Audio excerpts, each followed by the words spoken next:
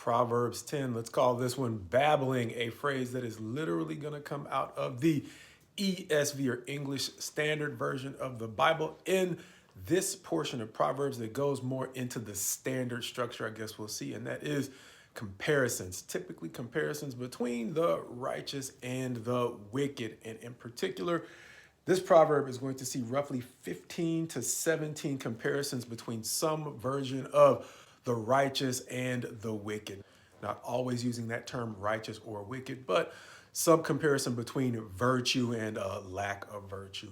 Also, we'll see a continuation of the theme of wisdom, understanding that roughly 9 times some version of wisdom will either literally come up in the proverb or something similar, comparing good sense or good sense to a lack of sense. And then another sub-theme that is going to seem to be woven into those 2 dominant themes, at least that I saw in this chapter, is babbling, thus the title. But a few of those proverbs that discuss the whole concept of righteousness or comparing the righteous to the wicked actually may pick up on a theme from one of the neutral verses in the chapter. And the neutral verses are those that don't seem to fit either in that category of righteousness versus wickedness or wisdom versus folly. That being verse 22, saying, "The blessing of the Lord makes rich," and he adds, "no sorrow with it," reminding us of something we've seen in the Psalms and quite possibly in the book of Job as well. David talking about the way in which God is not necessarily calling us to poverty, but he is sometimes calling us to wait, to go through some periods of deprivation to help us understand, 1, how to better manage the blessings that he gives us, and then 2, how he will add to us a season of blessing, sometimes financial blessing that comes without the drama that can either be a natural consequence of the way we've accumulated wealth or success, or it can be God directly punishing us for things that we have done that have gone either unseen or unnoticed, but he still saw. And accordingly to our success, he may add a measure of misery. But consistent with that, 3 of the righteousness proverbs will read, verse 24, "What the wicked dreads will come upon him, but the desires of the righteous will be granted." Verse 25, "When the tempest passes, the wicked is no more, but the righteous is established forever." Verse 29, "The way of the Lord is a stronghold to the blameless, but destruction to evildoers."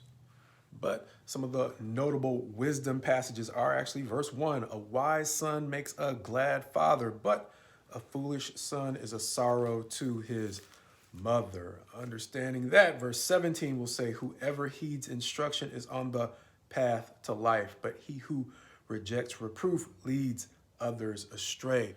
But with regard to those verses or proverbs that deal more with the concept of babbling or how we use our mouths, 3 of them seem to take a more positive perspective on the way in which we can speak. The others taking a more cautionary approach to the way in which we speak. Verse 8, "The wise of heart will receive commandments, but a babbling fool will come to ruin." Again, thus the title. Verse 10, "Whoever winks the eye causes trouble, but a babbling fool will come to ruin." Essentially the same quote.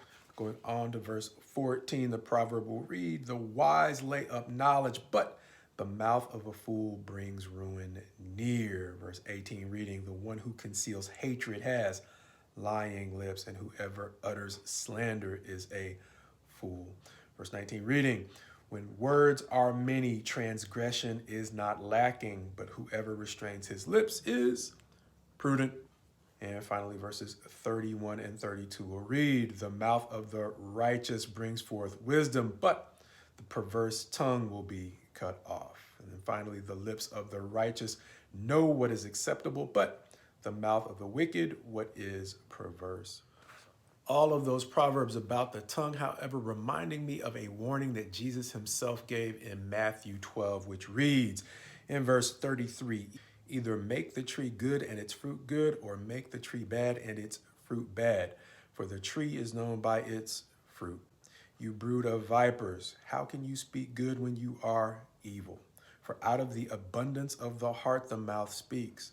The good person out of his good treasures brings forth good, and the evil person out of his evil treasure brings forth evil. I tell you, on the day of judgment, people will give account for every careless word they speak. For by your words you will be justified, and by your words you will be condemned. A frightening passage for everyone, I would say, at least for me. Why? Because it's so easy for me to want to drag that passage out when I'm going through it and the chatter is about me. However, the pressures of life remind me that from the abundance of the heart, I also say some things that ain't always pure. And so I guess my prayer for me is my prayer for you. That on the one hand, as much as we can appreciate how much it is easy to want to try to get even with those who slander us, may we also ask God, as Jesus has warned us, to help us fill our hearts with good things so that when we are under pressure, that we do not condemn ourselves in the things that we are pressed to speak.